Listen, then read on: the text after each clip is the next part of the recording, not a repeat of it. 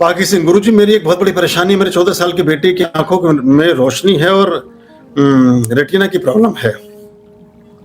कोई उपाय बताएं मेरे लिए, आप ही भगवान हैं। नहीं चलो ऐसा तो नहीं है। खैर देखो हम ना क्या है कि मुझे थोड़ा सा डर लगने लगता है जब कोई आप इस तरह के शब्द प्रयोग करते हैं।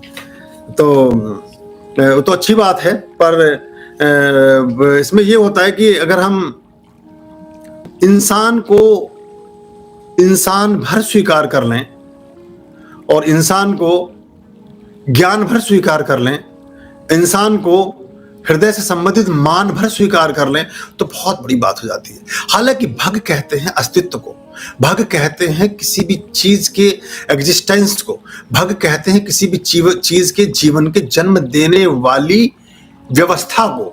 तो जो भी गुरुजन है वो आते, और वान कहते हैं जिसके पास वो चीज है, तो आते तो उसी श्रेणी में है। आपके भाव के लिए मैं अनुग्रहित हूं, लेकिन आप गुरु के रूप में मानेंगे तो मुझे अच्छा लगेगा। क्योंकि मैंने ऐसे देखो कई बार ना, तो ज्यादा सबके लिए साथ ये नियम लागू नहीं होता, लेकिन जो ज्यादा भगवान देवता और ये सब बात करते हुए आते हैं, वो उतनी ही शीघ्रता से मेरे पास से दूर चले जाते हैं।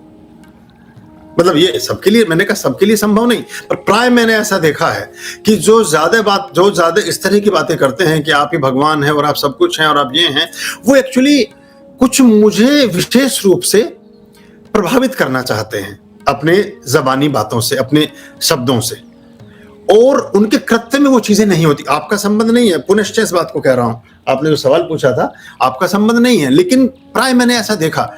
मेरे लिए वो सारे लोग बड़े अतिशय प्रिय हैं जो मेरी कही गई बातों को अपने जीवन में उतारते हैं और उन बातों को आत्मसात करते हैं। इसके अलावा और कोई खास संबंध नहीं होता।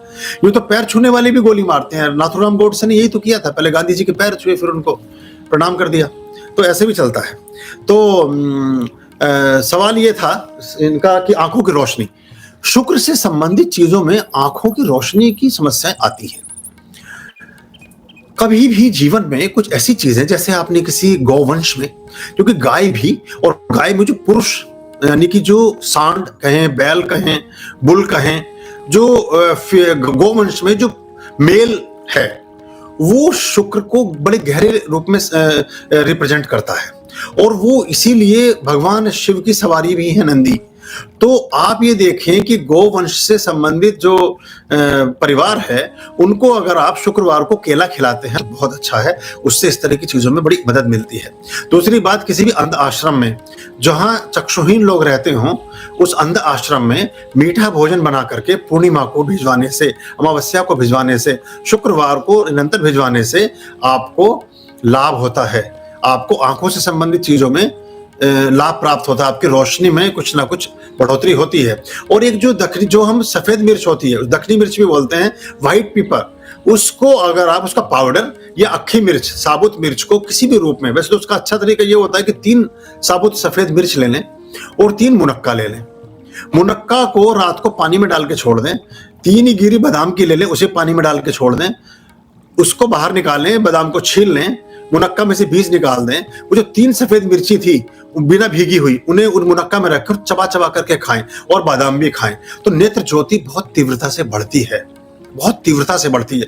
और अगर सफेद मिर्चों का सेवन आप अपने प्राय भोजन में कर लें, तो भी आपकी अगर कोई आईसाइट से संबंधित ऐसी प्रॉब्लम्स हैं कि उम्र से पहले चश्मा लग रहा है, छोटे बच्चों को पढ़ाई में दिक्कत है, तो ऐसा भी देखा गया है कि बहुत कुछ माताओं ने सारी मिर्चें खत्म कर दी, हर चीज में सफेद मिर्ची इस्तेमाल की, तो 2-3 साल में उनके चश्मे हट भी गए। और ये 15 दिन में इसका रिजल्ट दिखने लगते हैं। आपको सफेद मिर्च खाने से अच्छा रहता है, कोई नुकसान नहीं है उसका, साधारण चीजें कहीं भी मिल जाती है, इसको आप कर लें। और ये जितने भी हमारे जैसे चक्षुपनिषद है, नेत्रोपनिषद है ना, नेत्र, ये हमारे आदित्य हृदय स्तोत्र है, नारायण कवच है, विष्णु कवच है ना, विष्णु सहस्त्रनामा है, इस सब के पाठ से, इस सब के पारायण से भी नेत्र ज्योति तीव्र होती है और आपके ऊपर भगवान आदित्य की, भगवान सूर्य की कृपा आपको प्राप्त होती है। अभी तो आर्यं शरणं शुभमस्तु, संभव करणं अरमस्तु। आर्यं शरणं शुभमस्तु।